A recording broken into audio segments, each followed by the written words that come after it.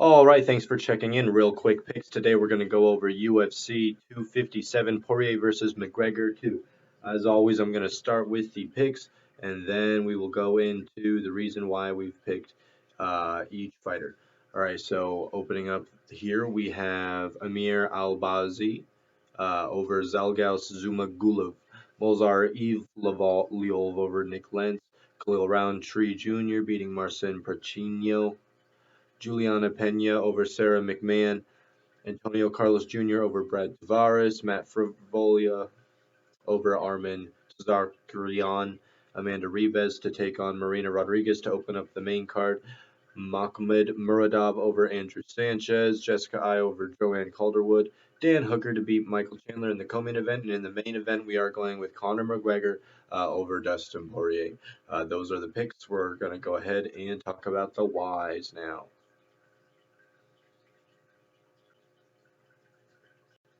All right, thanks again for stopping by. Once again, we are going through the whys for each fighter.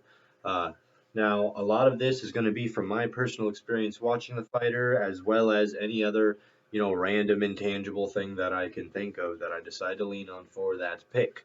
Here we go. Now, for the first one, Amir AlBazi over Zalgaus Zumagulov. I'm going to start by saying Zalgaus impressed me in the face-off. He did look like he was kind of there and ready to fight a little more than Amir. However, last time I saw Zalgas fight, I did like his heart, kind of like the face-off, but I feel like he just doesn't seem athletic enough, skilled enough. Um, I feel like he's got heart, and that's about it. As much as I do like that trait in a fighter, I'm gonna have to go with Amir with this one. Movsar Ilvalve over Nick Lentz. This Movsar guy, I've only seen some footage from him, and he just kind of looks like a freight train. He just kind of moves forward and does whatever he wants in the octagon. It's pretty impressive.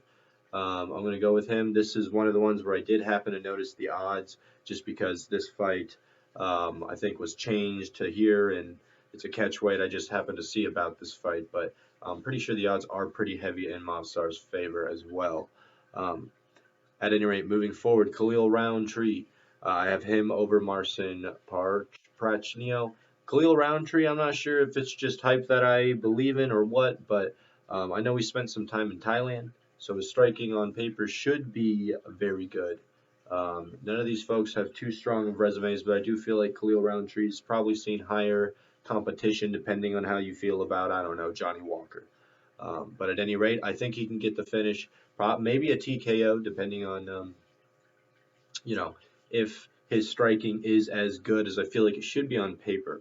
Uh, Moving forward, Juliana Pena versus Sarah McMann. This is one where I'm definitely going off of resumes. If I remember correctly, Juliana Pena has shared the octagon with Germaine, the Iron Lady, however you do say her name. I believe Valentina Shevchenko. I mean, those two names should say enough. Those are at the top of the pecking order when it comes to, 125, 145, 135, those weights.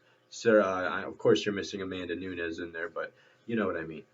Sarah McMann, on the other hand, I don't remember off top what her strongest, um, you know, opponent was resume wise, but at any rate, Juliana Pena has a pretty impressive resume in terms of who she shared the octagon with. Antonio Carlos Jr., I'm going with him here just because I don't know what it is about Brad Tavares. Both of these folks have shared the octagon with pretty skilled fighters. Um, Brad Tavares, I think, losing to Israel Adesanya in his past, and that he's the champion of the world. Antonio Carlos Jr., I did see some of his fighting I looked up, and he just kind of looked pretty crazy on the ground. I kind of like that. I like when fighters have the ability to go to the ground, whether on top or on their back, and still seem like they have the ability to finish or be the aggressor, just not be in too much trouble. On top of that, I noticed he has a 5-inch reach. That's a big deal. Look at John Jones, if he can use it. Moving forward, we have Armin Surakian versus Matt Fravola. Honestly, Matt Fravola won the face-off energy battle, so there's a point there. And also, I'm pretty sure this is a short notice fight for Armin Surukian. So with that being said, Matt Fravola, I think he was training to fight someone else, but at any rate, he was training to fight someone. Armin Surakian. I'm not sure if he was. Maybe he was. For all I know, he could have been training more, but I do know that Matt Fravola had a signed bout, so he at least had that motivation to be training. Next fight Marina Rodriguez, Amanda Ribas. I'm a little nervous about this one. I think I might be sleeping on Marina Rodriguez, but at any rate, I got to go with Amanda Ribas here, just because she's kind of the hype train right now. This is a strawweight bout, and last time Amanda Ribas was out there, she was fighting at flyweight, which I believe is 125 versus the 115 that this fight is being taken place at. So I imagine Amanda Ribas might look like a tank in there compared to Marina Rodriguez and just overpower her, outstrike her if she wants, be stronger, as long as she can last the 3 rounds, which I imagine she can at least keep up a pace that won't get her finished or just outpaced by Marina Rodriguez over the course of 3 rounds. Moving forward, we have Andrew Sanchez versus Mahmoud Muradov. Mahmoud Muradov. Let me see. This was the last fight I picked actually, and oh yes, he had a win over Alessio De Chirico, and that was honestly all I needed to see. Jessica I versus Joanne Calderwood. I mean, I was not looking forward to picking this fight or really watching it. Maybe watching it. I could see it being a good stand-up fight between the two fighters. I'm going to go with Jessica I here.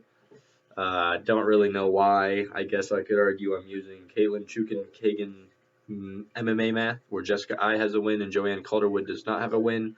She is a little bit younger. I could lean on age, but we've got a 34-year-old versus a 35-year-old. Um, yeah, I'm not too sure about this one. To me, this one really is a toss-up. Maybe Jessica I on paper should take it. I wouldn't be surprised if she's the Vegas odds favorite. But the only odds I've seen was that heavy favorite Movsar Ivliov whatever matchup.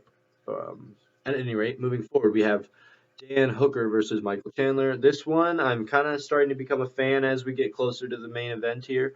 Dan Hooker, I am a fan of Dan Hooker. Not the biggest fan of Michael Chandler, just because he hasn't been in the UFC.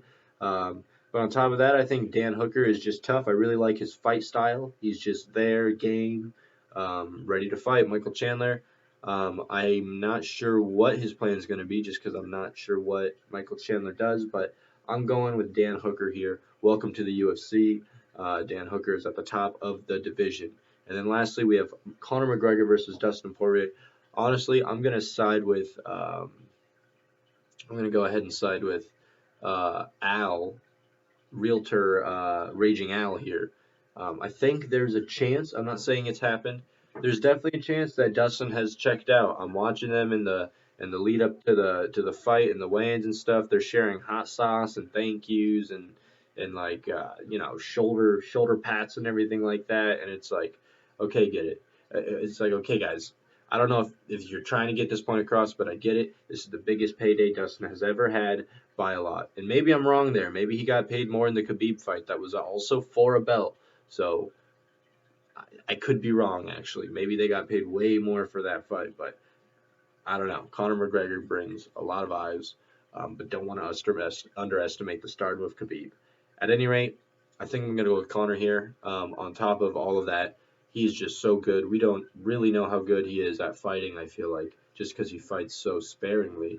Um, we know he wasn't good enough to fight Khabib, but we also know he probably did the best against Khabib out of all of Khabib's opponents, at least of his recent opponents. So I'm not even the biggest Conor McGregor fan. I don't hate the guy, but I'm not like a diehard Conor McGregor fan. But I also think that his skill set is kind of unknown, but we do know it's up there. It's very high. I'm going with Conor McGregor here. I'm excited. It's going to be a great card. And thanks for watching.